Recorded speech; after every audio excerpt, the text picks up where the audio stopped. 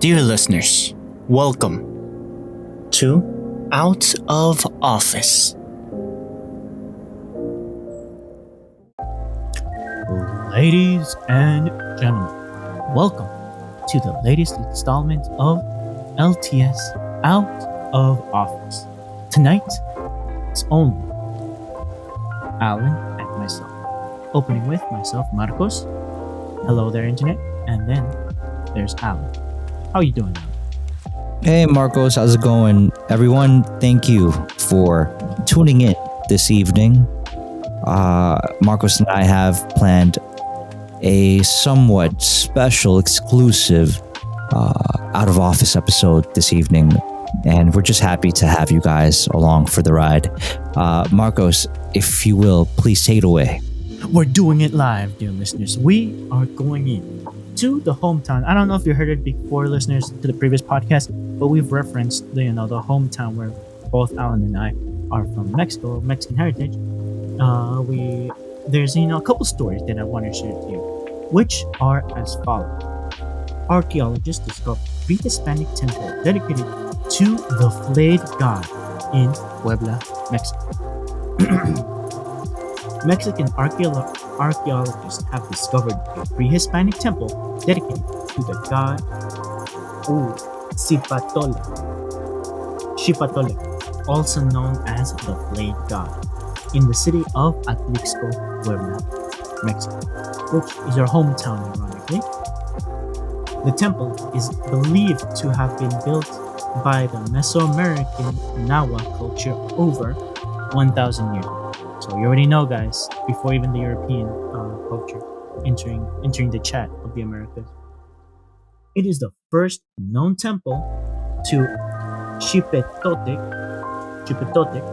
Yes, in the state of Puebla. Samatole, of course. There you go.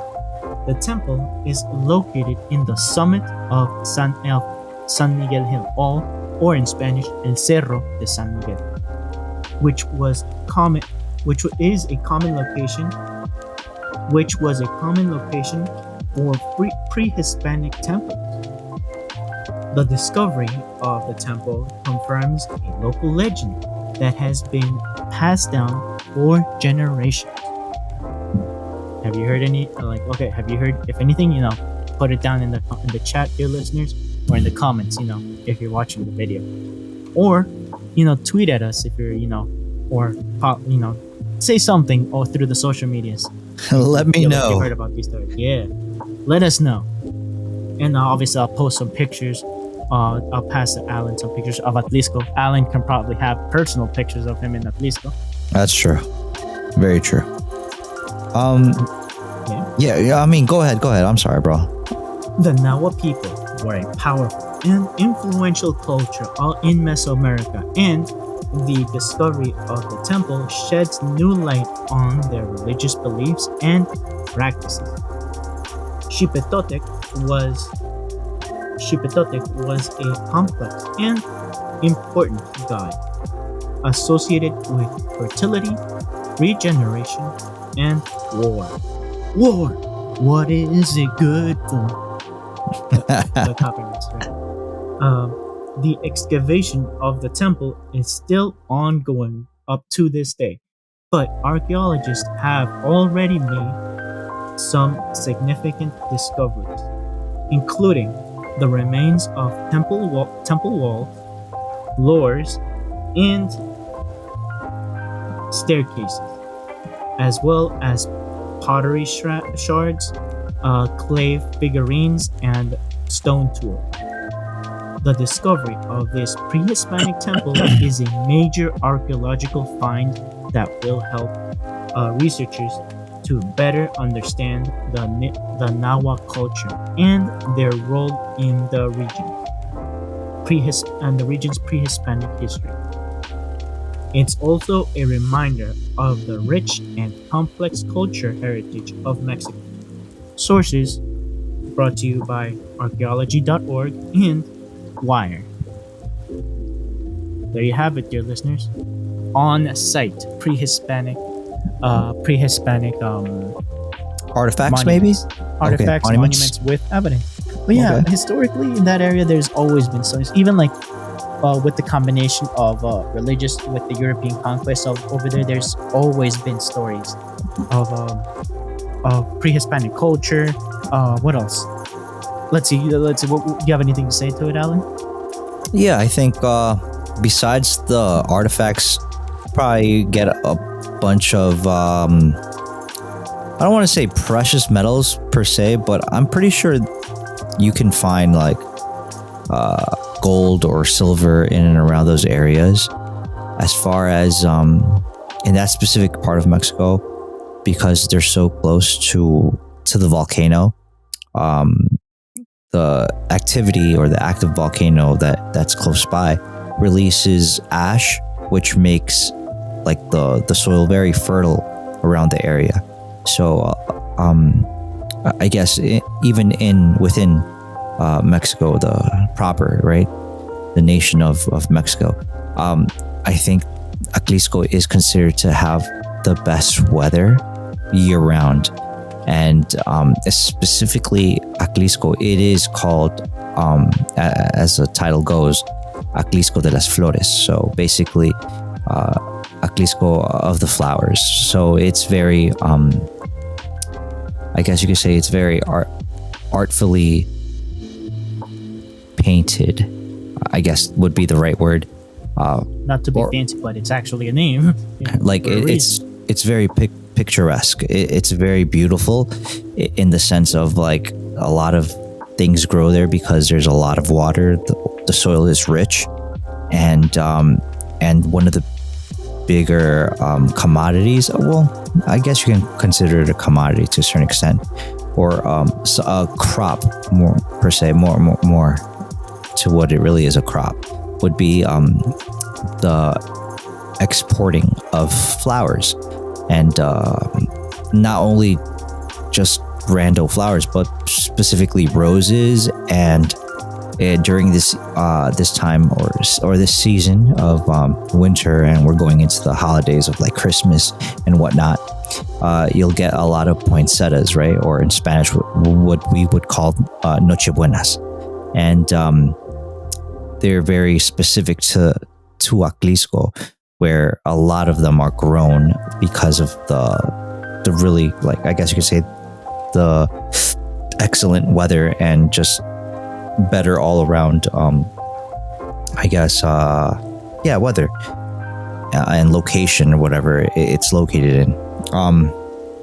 That's what I can remember right now. But as far as like artifacts go, and like pre-Hispanic things, I remember from grandma and other people they're older, way older than I am, would always let us know and remind us, and just to keep an eye out, because you can dig a hole, dig a ditch or whatever, or just come across something while you're walking to and from places, like, and mind you, not everything in Aclisco is still developed fully, so you can be walking on a dirt road or the back streets of parts of Aclisco where there's not a lot of people still there, and Puebla in general, but the state of Puebla, and you can run into or find,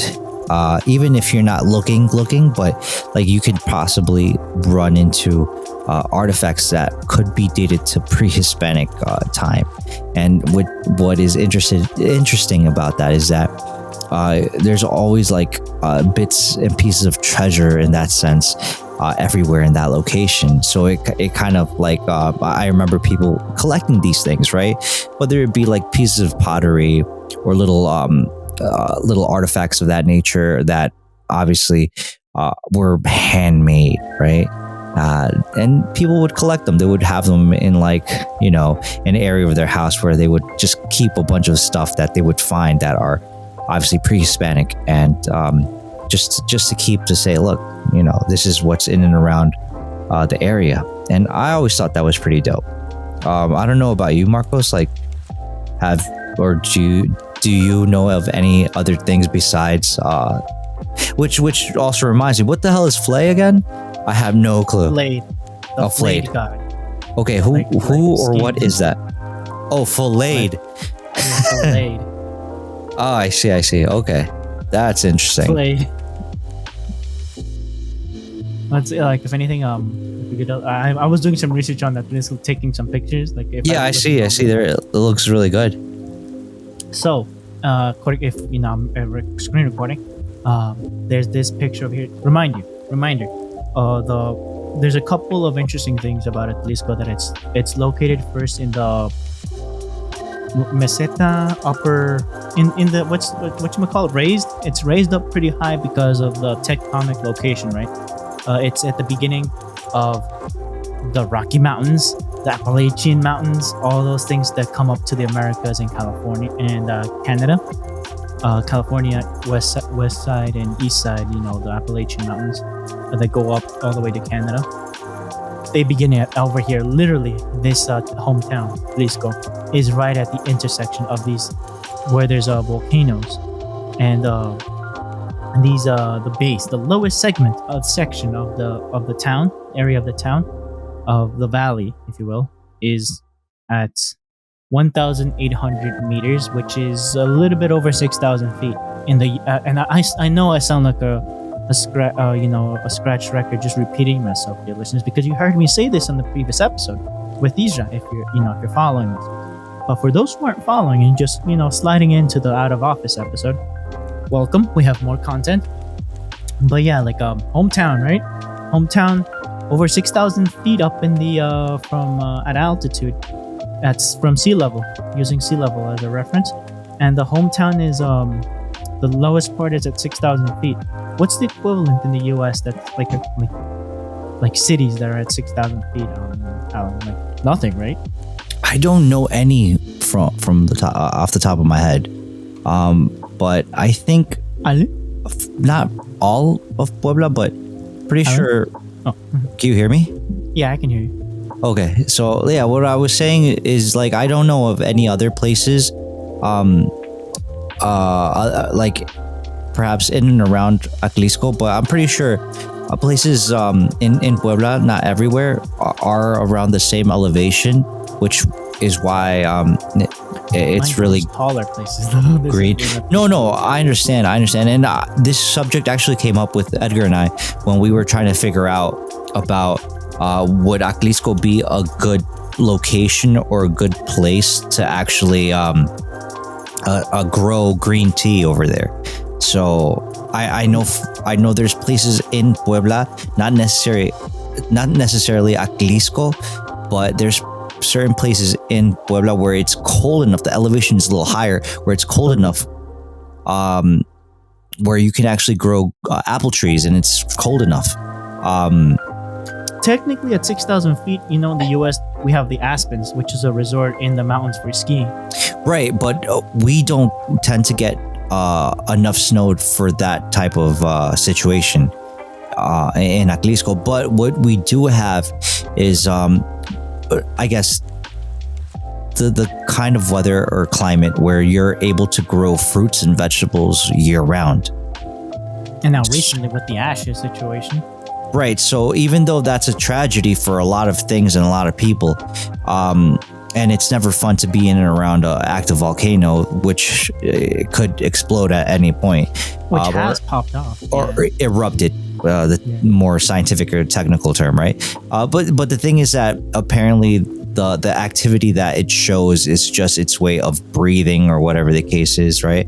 It hasn't really done an eruption, a proper eruption or anything of that nature. So, having that in mind. Older photos of it, I want to say like in and around the 80s, like early 80s, you can see the actual volcano have a snow cap on it. So once it started breathing and being a lot more active, that snow obviously, disappeared. But I guess what's also interesting is the fact that because of the volcano, we have plenty of water that comes down downstream to Atlisco, and even though it seems from, I guess you could say, from outside looking in, it might seem like it's very arid and dry, but there's plenty of water to go around, which is a good thing. A ridiculous amount of water. Right. That's the name of it. That's the name of the Atlisco. Right. Atlisco means place where water is born.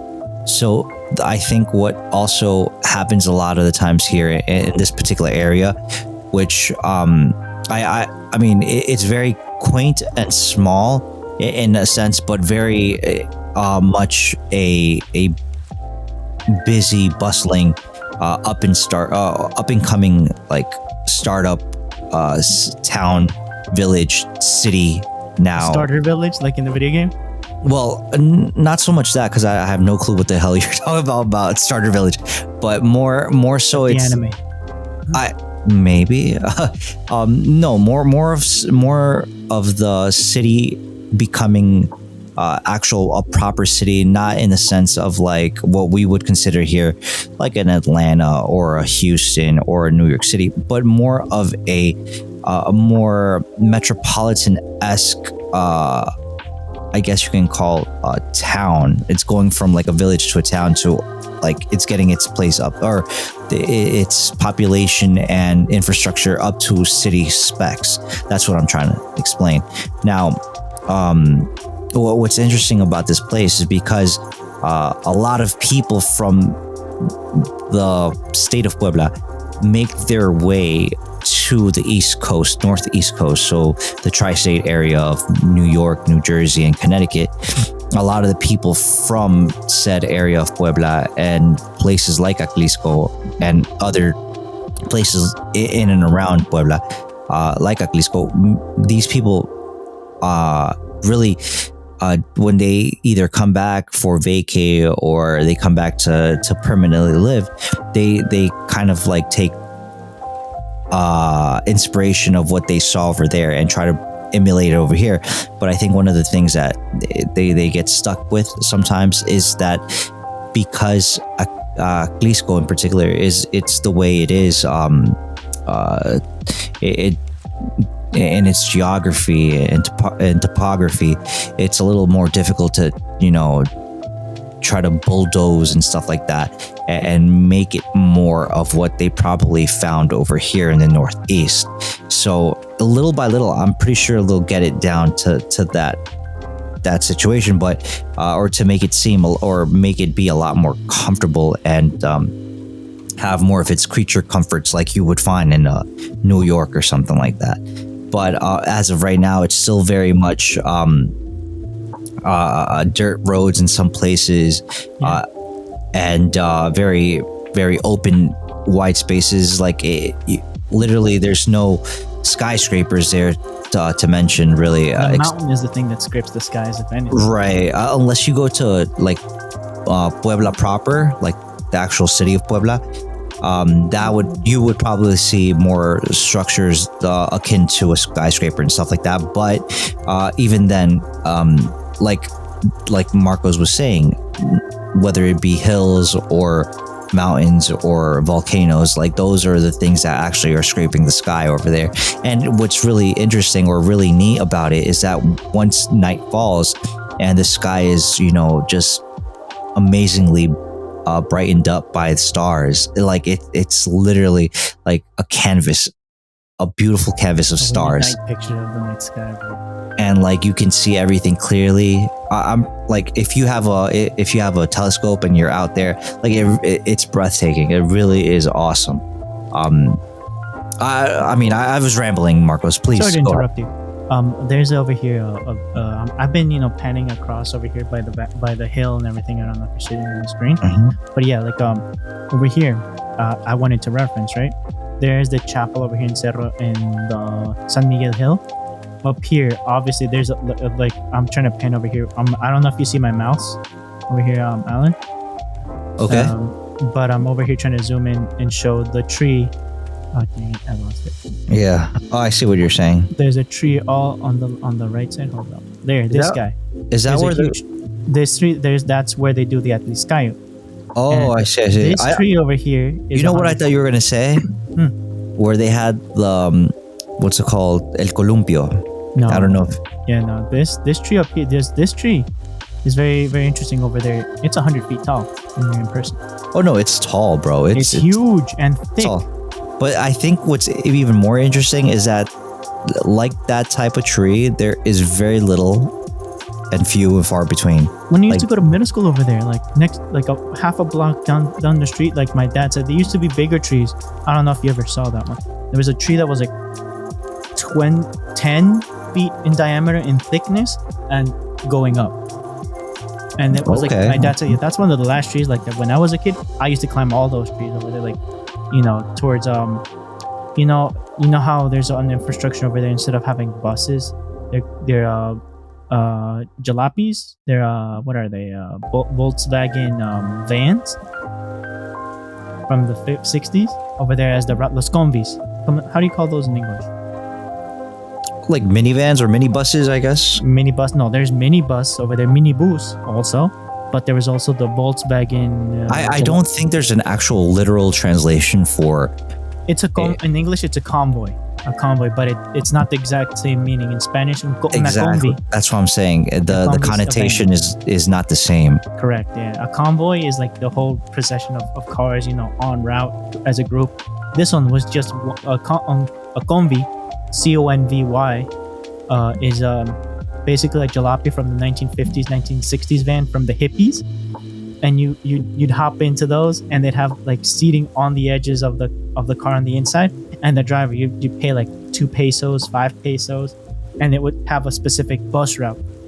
The one that we would always get on as a family from the street market, the newer street market, it would take us, you know, right in front of our grandma, right, Alan? Okay. But it would also drop me off half a block where this huge tree, like this one that's on the screen, dear listeners. I'm trying to geolocate it as I'm just from a picture, right? This place is like from where my middle school, we'd have kite flying competitions every year for science and all those things. And you'd see like 100 feet wire, all those things going up and not make it past this tree over here. I don't know if you see me that I'm circling over here. That big ass tree. I don't know if you see it. Like let's see if I can pan it. This guy. Do you see it on the there you go. That tree. Okay. This tree right here. Yeah, tall ass tree. That is 100 feet tall, dear listeners. And that looks like a big piece of broccoli. Yeah, and if I pan out of the picture, if I zoom out of the picture, it looks like nothing compared to the hill. Right? I'm like, hey, go. And a lot of people like would say, like, when they're, even the locals, people that were coming in from northern states of Mexico, I would always hear them because I would coming to the Latliscayo and all those things every year and say, oh, be careful here, you know, you can get altitude sickness. And obviously middle schoolers are like, what do you mean altitude sickness? And obviously, like, they're from Jalisco, they're from Michoacan, Nuevo Leon, all those places. It's lower at sea, but I wouldn't connect that. Even local kids are like, why are you guys acting all like weird? You're getting altitude sickness, boys. You know, like, you don't get it. Right, the oxygen level is a lot thinner. Just in this freaking hill, and it's and this hill isn't. Would you consider it nowadays in the middle of the town? Because on one side of this, it's literally the center of the town, the kiosk, the center, right? It's Zócalo, if they call it in Spanish. On the other side, it's the boonies. Same, like, you can just go up this hill. It has nice paths, everything, and it's a beautiful thing. I have pictures on Facebook. I don't use Facebook anymore. But of this place, I literally went up one day with my Doberman when I was like around 2010. Let's see if I can find them. Of the Doberman that I went all the way up here. This place, not that big. It's like this church over here. It was closed, obviously. It's accessible walking. I just, like, on the first day, I'm just walking about, jogging with the Doberman. I didn't know this Doberman. Like, my aunt was saying, hey, careful, this dog, you know, this dog's violent. He might eat you alive. The dog was like half my size, you know, the Doberman. I just graduated high school, right? And I'm like over here just would have been like, oh, look at this tasty tree, and try to eat you alive, bro. And you know what? First test of courage with this dog, I'm taking him up the block. I'm taking him up the block, aka up to this church, right? I'm gonna make him see God. Yo, did you carry around a slingshot or of any Always. kind? That's the default. You carry it as a necklace. What about a knife, a pocket knife, EDC? There was always many of those in the street. You don't have to worry about that. or were you more of a machete type of guy? No, just the dog. The dog and the slingshot was in the dream. And a dream, of course. Yeah. And the ironic part, I would never use keys to get into my house over there in the over there to jump to go into the saguan, the front gate. Right. Would you walk it. through the? Would you No, walk I through just the? I just the climbed the walls? gate. I climbed the gate and play with the dogs, but it again, warning, dogs on site. Right, They have an right. on-site warning. And Yeah, no, dog warns. I would vibrate at a very high intensity of energy and then just phase through the walls. That's how my thing worked. I don't know. But yeah, no. But yeah, people would. I'm sorry. That was my attempt at being funny, bro. I'm sorry, You're bro. good, you're good. I'm not that funny. Trust me. I'm just trying to get like a personal story. But yeah, so once I panned out too far. I've gone too far. Hey, yo. But yeah, once you pan out of here, mounds on the left, mounds on the right, volcanoes, and obviously it's not the tallest place. Like how high is it's like the church compared to everything else? Like 300 feet, 500 feet, or more? As compared to the base of Sokono. In your opinion, like 500 Okay. feet? Give or take, I think. And it looks huge here. The hill is, and they said according to the archaeological discoveries earlier this month that they found stairs inside the church going down older than the church. Can you imagine? Okay. Like all of this, imagine this whole thing is a mound, like a pyramid or a mound, according to Yeah. I mean, what I would want to maybe not specifically know definitively, but what I'm curious about is if there's a actual structure, some sort of pyramid or whatnot underneath the dirt and rubble and gravel, like. It kind of makes me wonder who the hell put the dirt on top of it to hide it. Like, how many man powers and man Who hours? let him cook? Yeah, who's the person that did such marvels of a sand castle, if you will, of just making a mound of dirt over an actual pyramid? So that's my question, and I don't know. Do you have anything else to add to that, Marcos? I guess it was the religious times, with the conquest. No. I understand, but like how they were able to move that amount of dirt to cover or hide, like that's Hide. Just hide it. yeah, like that's crazy to me. Like, how many people would you need?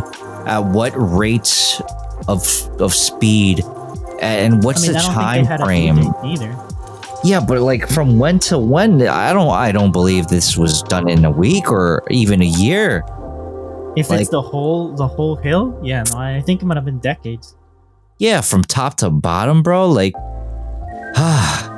that's bananas. That's banana. Bananas. Yes. But yeah, man, and then and obviously like when I used to go to middle school over here, they would say, hey, so down the block, there's another temple right there, but it's just obscured by nature because nobody goes to it anymore, and it's been taken over by nature, by our grandma. Down if you go down the block to the right, if you keep going down the block into the four-way intersection, turn left, open field, tree line to your right. That's an architect. That's a mound right over there, with a bunch of little old, like you said, shards, like arrow shards, like obsidian shards, like bow and arrow kind of arrow tips, all those things, and sacrificial, not like obsidian knives, all those things like over there with little like stuff. I'm like, why doesn't anybody touch it? And it's just sembradío. What's the name of that place? Crop plot, a plot for crops, but the mound was in the middle of it. I'm like, why doesn't anybody do anything about it? It's just there. Nobody wants to touch it because they would espantar. How do you say that in English? They would consider it haunted. Like there's a bunch of places from that mound from my middle school and our grandma's house. We'd go down and there was a soccer field, like down, follow the dirt street towards the middle of the city, follow the dirt street, go downhill, go up a hill, and then there's a family friend on my dad's side, a friend, family friend, and there was a soccer field there. behind the soccer field, and it's a big soccer field. It's open, but it's soccer with goalposts and everything, the whole 9 yards, and like benches for sitting for the teams and for the onlookers. To the behind that, another hill, another mountain. I think I can see it. I think we can see it over here on the picture. Let's see if I can pan it up right. I think it's down here. I think it's down here. Yeah, I think it's down here on the left. Let's see. I think that's not. Dang it! But it's on the left side of the screen. Like you can see, there's another mound over here where the houses are on the left side of the picture. I think I geolocated it. I think I got an idea because we're not looking at the volcano, dear listeners. The volcano is not even in the picture. Do you see the volcano, Alan? Yeah, I guess Or is it the corner on the left? I believe that's it, bro. The beginning of the volcano, right? On the left side? Yeah. Well, on the left side of going down the hill, there were more mounds down there on the left, and there's soccer fields, all those things. And they would say, hey, and me as a middle school, that we're in middle school. So yeah, we're gonna go to. We know that there's archaeological digs, and they found it because there was a water well that just fell through. Like there was water there, and then the next day the water was gone. Like what happened? And they looked down. The owner looked down, and it was up a hill, right? Up a hill, and like he had his donkey tied up and everything. That's a big hole. And then he called some archaeologists. This was when I was in 2004, 2003, and we went chismosos middle schoolers with our history teacher that was interested with this kind of history. So yeah, down there, dear boys, right now he brought his flashlight and everything at broad daylight, right? So yeah, down there, they sent some ropes down and they found some tunnels. One leads towards the hill, and the other one, there's another one that's like this is in the middle of it, and it's pretty big. They were saying it's wide enough for people to walk around and all those things. But they still don't want to continue on because they need more time and equipment to properly research tunnels. And this is at the base of this hill over here, dear listeners. And like that's just pre-Hispanic. With post conquest, there's some local legends allegedly that I don't know if you heard this one, that can you translate it once I say it in Spanish, Alan? I'll try my best, buddy. Según la espada de San Miguel está enterrado ahí en el cerro y está según deteniendo el océano ahí abajo. So supposedly the sword, right? Supposedly the sword of San Miguel, you said? Yeah. So the name San Miguel, Saint. The archangel, I guess. No, San Miguel. They would have probably. What's el arcángel? What's the name of this guy? El arcángel de the left hand guy. Archangel Michael. Yeah, there you go. His sword supposedly is stuck inside the tunnel or underneath the mound, if you will. The mound, and this sword is holding together or blocking the ocean or sustaining the ocean, holding down the ocean in some way, shape, or form for it. So holding down a devil, the devil, a demon, something like that. Right, which is detaining the ocean, I believe. Yes, and I'm like, which makes sense if it's holding down a pre-Hispanic deity, the flayed god. I mean, I'm just connecting dots with no sources, dear listeners. Yeah, no. Obviously, we're trying to just translate translate whatever how the legend goes, right? So the lore, right? The lore, Yeah, because I don't know how many times it switched hands as far or 1,000 plus years iterations it's gone through, but yeah, that first the conquistadors had to come in here, right? Had to give this place a name, and said this is devil worship. Let's plop our sword, metaphorical or literal, whatever it may be. I think a little bit of both. A little bit of both or a lot of bit of both. Yeah. And let's just hide this from sight and make it a religious site.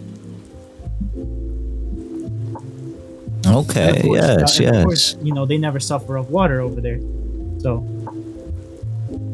like for example, there's a family member friend again that he has his own water source in his house. Like each, depending if you're savvy and had money in the time, you could buy plots of land that were the size of blocks, you know. And for example, there's Los Gutierrez, an example over here, Alex. Yes. Los Gutierrez, they have like a whole plot, right? Ironically, the elementary school of that belongs to the whole set of the school that I used to go in middle school. They were adjoining at the same block because the neighbor sold his plot of land to the school, like in the late 90s. And they opened the school in the early 2000s or like 99, and the plot of land over there, like I was talking to my dad, like they used to have deers in their same plot of land that they could easily hunt. It's within the same block because it was all forest, and it's all this over here, like hunting rabbits, deer. Our parents used to hunt rabbit, deer on the outside of this area, like not even a kilometer or a mile away from the city.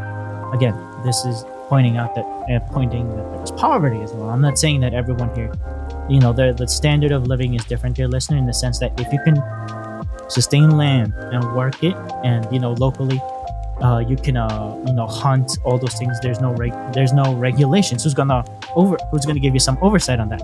And you know, some people used guns, some people used slings, like what Alan was saying. Like it was part, you know, colloquially, you know, our parents, like specifically my dad, like when we were building our home over there, hey Marcos, yeah, you know, practice with the slingshot, okay? And you know, the construction site, here's some Coca-Cola cans, some soda cans. Now practice for a couple of hours and just start shooting with the slingshot until you practice with the Coke cans. And then like my dad and my uncle had a competition on my mom's side, right? Because he was also colloquially out in the streets and in the countryside, you know, living his best life, right? And like they had a competition who could, you know, take down a bird with a slingshot in midair. And obviously my uncle, since he was, you know, still fresh coming back from, you know, the fields, was like, no, I got you. How do you call it? Urraca, grackle, I think in English. I don't think they're the same thing, but that's the closest thing that comes to mind. Like, here you go. First shot hits the bird in the chest, in the head, takes it down. My dad, okay, I like your shot. I'm gonna try too. Hits it in the chest, doesn't kill it. I'm like, you hit it was like 10 feet above us, flying above us. The first one came down like 10 feet away, and the other bird didn't stop flying. It got hit in the chest with the sling and everything, and they didn't stop. And I was like, what the fuck? Obviously, you know, we ate bird that day. No, yeah, but I'm trying to make sense of like how it got smacked and it didn't go down. I'm guessing that was like a really sturdy bird. They're sturdy, yeah. Yeah. 'Cause, I mean, again, maybe the quality of the stone that you guys used, maybe river stones. We were in Los Arcos on that side. Oh, okay. So we had river stones. You already know that, you know, the smoother ones and everything. Right. And obviously, there's a lot of rivers. I guess it just wasn't that bird's day It was to. built different. Yeah. That's interesting. And obviously, you know, dad has stories. Your dad has stories. Family members have stories over here. Oh yeah, for days. For years of their lives. And there's also a lot of ghost stories, like in the previous episodes of Charro Negro, La Llorona, lore about like gold, because there's a lot of lore of after the conquistadors happened and the combination of stuff happened. Like True. These were still considered the boonies. There's an episode in Spanish, dear listeners, that I talked with my mom during the revolutionary times. If you want to listen to it in Spanish, you know, you're cordially invited to listen to it on that episode of the Spanish LTS. That we were talking how my two generations great grandma. What's that like? Grandma is my mom's mom. Great grandma is my mom's grandma, and my mom's great grandma. I think you can just say your great grandma. Yeah, like, I don't know if I talked with you, but she remembers like there's a main train track over there in Atlisco where the street market holds up. She says that those street markets used to be high up, like 20 feet up, you know, above the thoroughway, and people would go on horseback, walking on the dirt, right, like cowboy style, and that train would be above the people, if you will. But on those train tracks, they would kill people, have them hung as a message of the lawlessness. You know, they weren't put there by the police, by the way. They were put there by people having their beefs amongst each other, and they would just leave the bodies hanging there. And my great great grand, like 2 generations or 3 generations grandma, as a girl, she'd remember that.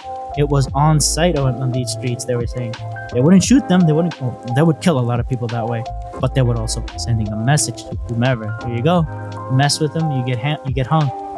And my great grandma was with great great great grandma. No, she was still alive when the revolution was happening, and she remembers her husband, which she had already a kid with, and was pregnant with the second one. Got surrounded, both of them coming from family members, and they got surrounded by a posse led by a lady, a woman with strapped with a rifle, a pistol, and everything, on horseback in the military uniform, and with the posse of guys, all strapped. Hey, yo, how old are you? Blah blah blah. Okay, you're coming with me. We're going to It's the like revolution. old enough. Yeah, old enough. Here you go. She pulled him, put the guy on behind her on the saddle, and just rode away with the man, and the woman was left there That's To bananas. to never be seen again. Imagine my great like 18, 16 trying to stop him, trying to stop the whole posse. Nah, Nope. that's The not town happening. literally, for a long time, she was saying great great great grandma was lacking men. There were more women than men in the town. They would have to go work the fields, all those things, and there were men. They would hide their kids, instead of hide your wives, hide your kids, it's hide your men. Can you imagine that? That is bananas, bro. And that's what my mom. Listen to the if it ever gets translated, it's a beautiful thing. My mom has like her personal stories, even into the late 30s, 40s, because my grandma passed away in 2016. My uncle, my grand uncle, I guess, from my grandma's side, he Right. also passed away around that same year. But they would say when he was a little kid, they would have to hide him as a little kid because they didn't know. They would still women and children and children, but men were more needed. This was the boonies. They would take him from around here to never be seen again for the revolution or to fight whatever beef they had. They needed manpower, so they just took him. Right.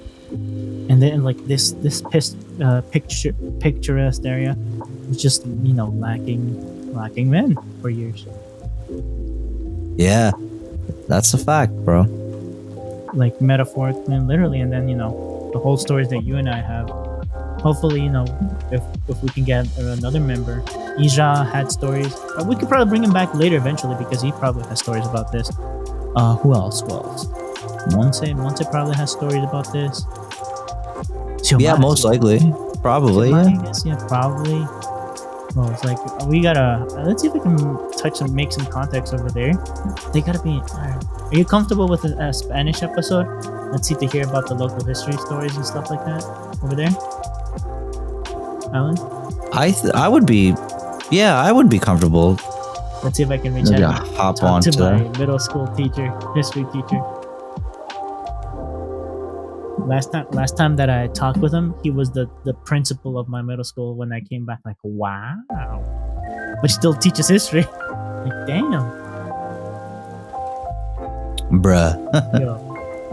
Yeah, he's the one. Like, he's super. This teacher was super passionate for local history and stuff like that, and knowing obviously the country's history.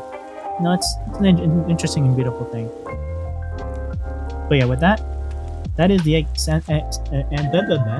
that is the end of that episode of that segment. Wanna go Okay. for the other one, Alan? You wanna? Okay. You want me to go for the other one? Yeah, go ahead. From Or yeah, go ahead. From super hyper local stories from Atlisco, we go big picture, globally.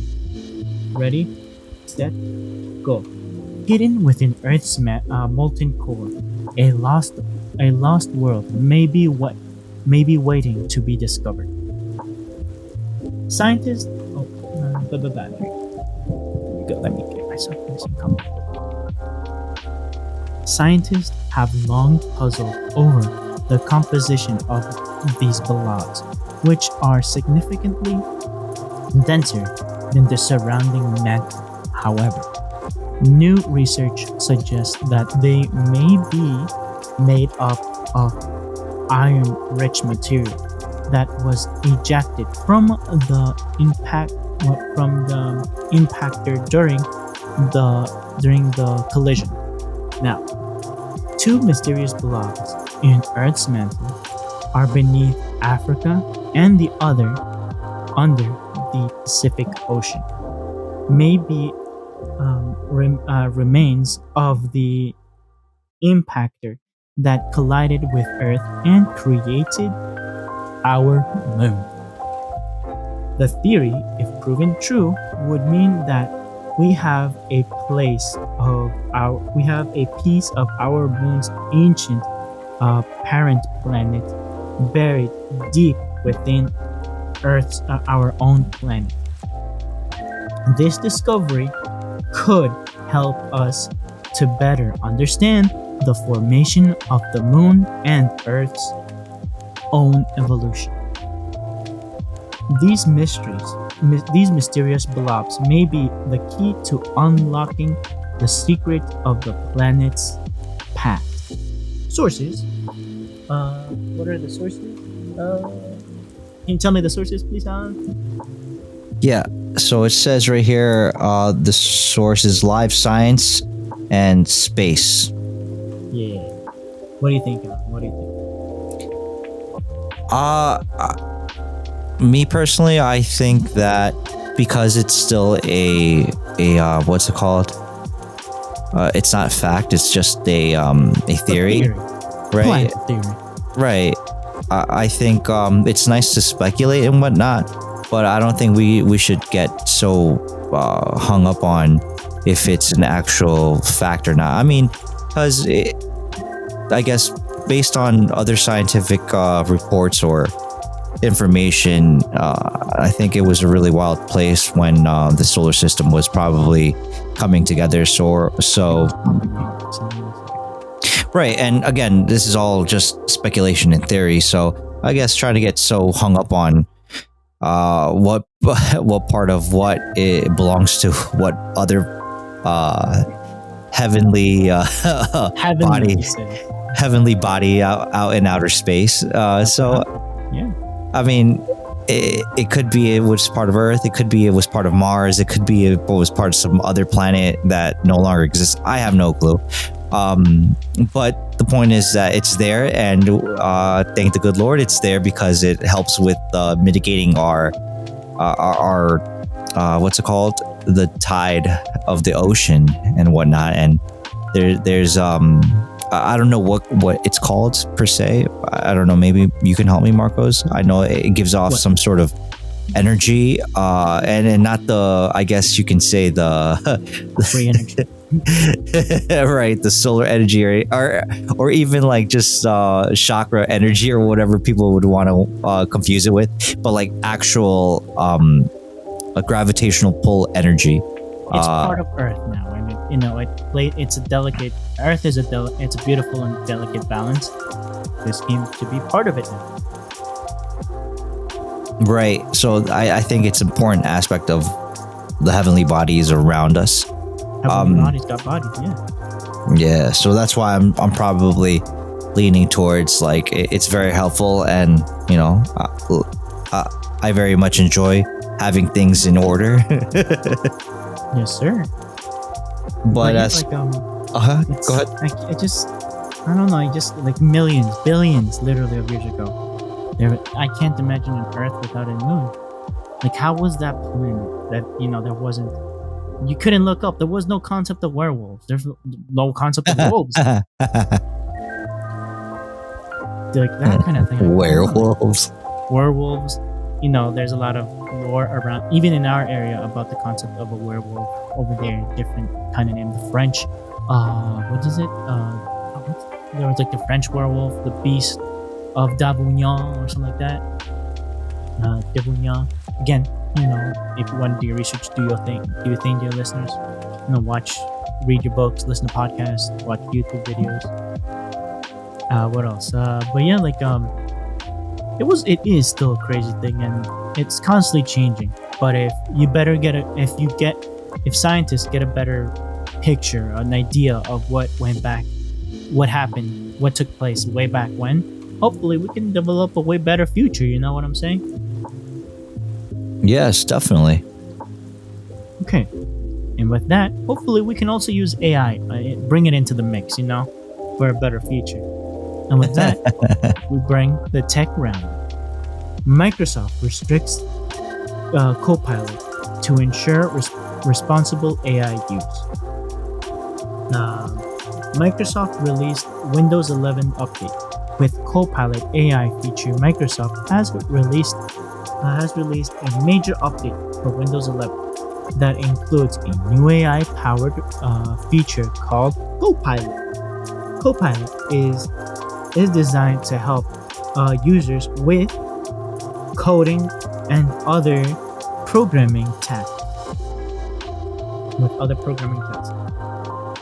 While the specific limits have not yet been announced, Microsoft has assured users that they will be fair and designed to ensure that Copilot is used sustainably. What that means? Stay tuned. This decision is likely to have a significant impact on programmers who rely on Copilot heavily, but it is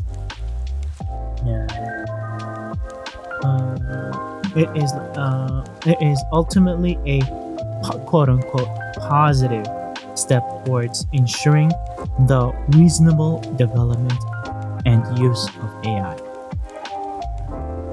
In short, Microsoft is taking steps to ensure that Copilot, its new AI tool for programmers, is used responsibly and sustainably. This may require some programmers to adjust their workflow, but it is overall a positive step for the development and use of AI. Sources, again, in the description by The Verge, Game News 24, and anything else? I think that's it. Yeah. Okay. What does that mean? Stay tuned. What does reasonable use, responsible use mean? Hey, it's vague, and it's meant to stay vague. Kind of reminds me of what we were speaking about with Shy last the recording that we were on with her. Where it's like, yeah, I, again, it's not specific to that, but it kind of like has a little bit to do with it in the sense that how you can protect people's intellectual properties or their likeness, and how that may affect projects in the future, whether people see this or deem it as something positive or negative. I think it really depends, or it comes down to the actual purpose in which it's going to be used for, or if you have the actual permission of someone that's giving the okay for AI to use their likeness or their I don't know, their voice or the way they look, right, their image, or even an intellectual property that they might want to garner information from. So I think Copilot from Microsoft is, like, as of right now, I think it's really good. Have you tapped into it?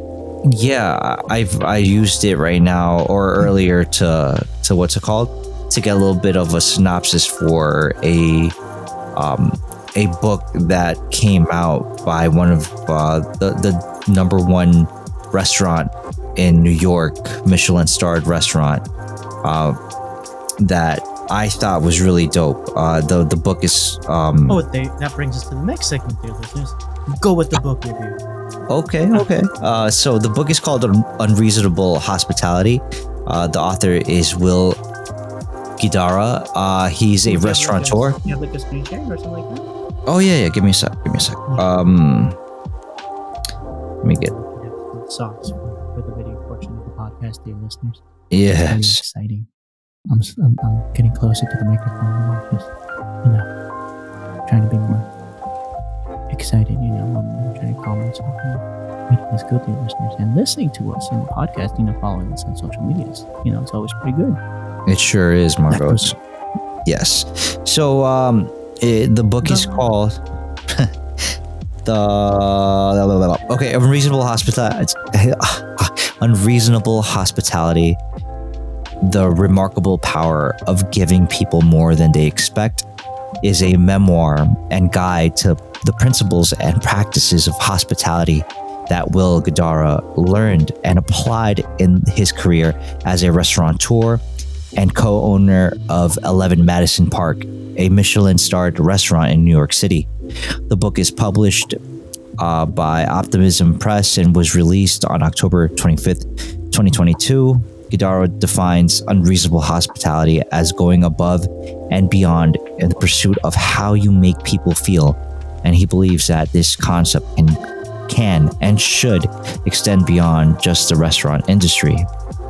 The book features sparkling stories of his journey through restaurants with the industry's most famous players like Daniel Boulud and Danny Meyer, and urges us all to find the magic in what we do for ourselves, the people we work with, and the people we serve. So that's just a quick synopsis of the book Unreasonable Hospitality. I highly recommend the book. Actually, even just to get your I guess you could say your palate wet or your appetite wet. There is a video that came out actually today. If you go on YouTube and type in Unreasonable Hospitality or Will Guidara and then Valuetainment or PBD podcast or something of that nature, right? That mix of words I just said. Valuetainment kind of released a interview from one of their I want to say how would you call this? Not a sit down, or yeah, I guess a sit down, but it was an event that they held for, I think, an insurance company that Patrick Bet-David owns or owned, and he usually does these type of events and brings on speakers to give, I guess, a little bit of a motivational pep talk mixed with an interview with the actual, savants of many different types of disciplines. And it just so happens that Will Guidara was one of the people that PBD invited and interviewed, and I highly recommend it. And I think it really makes sense, and it really inspires you to actually give a crap and want to actually give exceptional service to the people around you, not only to your guests, but to your associates, your I guess you could say the people that work under you. And I guess Will's perspective is something that we sometimes take for granted, or we don't quite develop the actual knack to or discipline to actually put these things into action.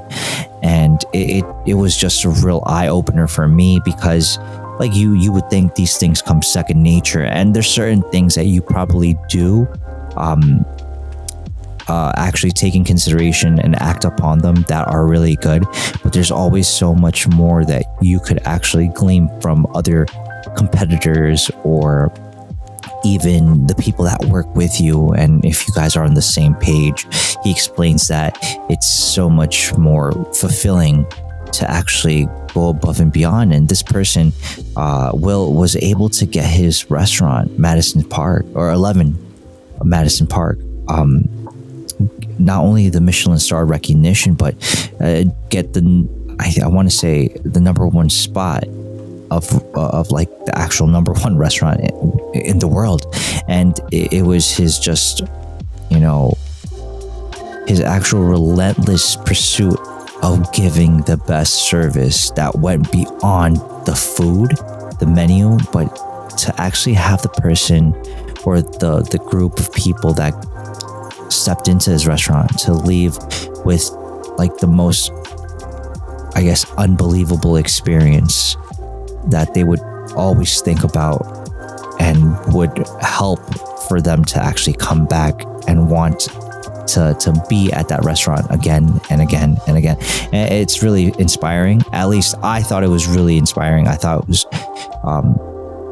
just the I want to say the stroke of genius that this person Will just explains and kind of lets you in onto something that we should be doing and should know just off of the I guess the principles and just I guess you could say proper manners that you should be growing up with.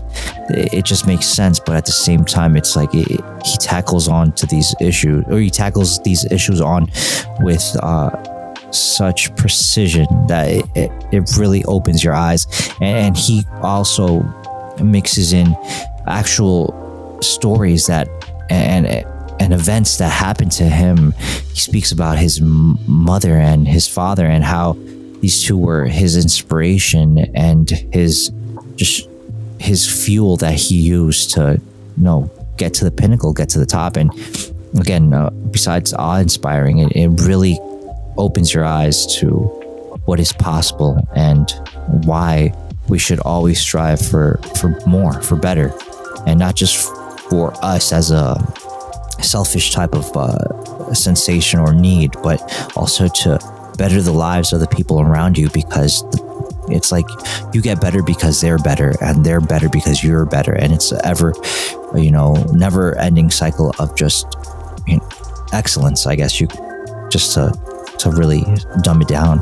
But it's so awesome. I really found it not only interesting but also very fulfilling to know that there's people out there that think this way, and it's very to a certain extreme, right, maniacal almost for some, but it's also refreshing to know that people actually care, especially in the hospitality industry where it's kind of like dog eat dog. And yeah, bro, I mean that's what I could gather from the interview that went on in that video, right? No, but the way you explained it too. Well, hopefully I was able to. I know I probably didn't do it much justice. I hope, I feel like you did. I my hope is that people actually go watch the video and then also buy his book and actually read it. It's on Audible.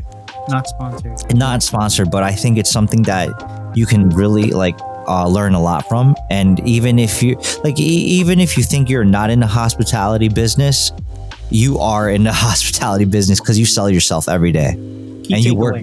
Yeah, you work with people every day. How do you expect to be served if you don't know how to serve people? True. That's very true. Simple thing. Like, how do you expect? Like, I expect this, and this.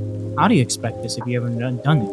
You can call it right away. True. But he's not doing it because you know what you want, you know what you give, and you surround yourself with the people that you want that give the same thing as you, or you surround yourself that give someone better than you, and you try to strive to be better. That's how you climb. You try to climb. How competitive is it right now, just on the East Coast? The Michelin situation, specifically in New York City. Like you were saying, he was the #1 Michelin star recipient in New York City. Yeah, so Michelin stars are given out to restaurants that go above and beyond in their industry, right? As far as restaurants go, this all ties into not only the menu but the actual the back of the house, front of the house, the whole experience from start to end, right? Yeah. So Will's idea was to be the #1 and get the actual recognition of not only being a Michelin starred restaurant, but being the #1 restaurant in the world, which he was given that award for. So what really strikes me as awe-inspiring is that it was like, I guess for most it would probably be the most unusual way of going about it, but he really hunkered down on trying to work out how to give the best possible hospitality to the guest. And in his book, he illustrates how he goes about doing this and asking the questions that lead him and his team to making these strides in hospitality. But also, mind you, you can say in past tense that he was number one because he sold off his company. He exited his company at a certain Did he point. sell it when it was on top?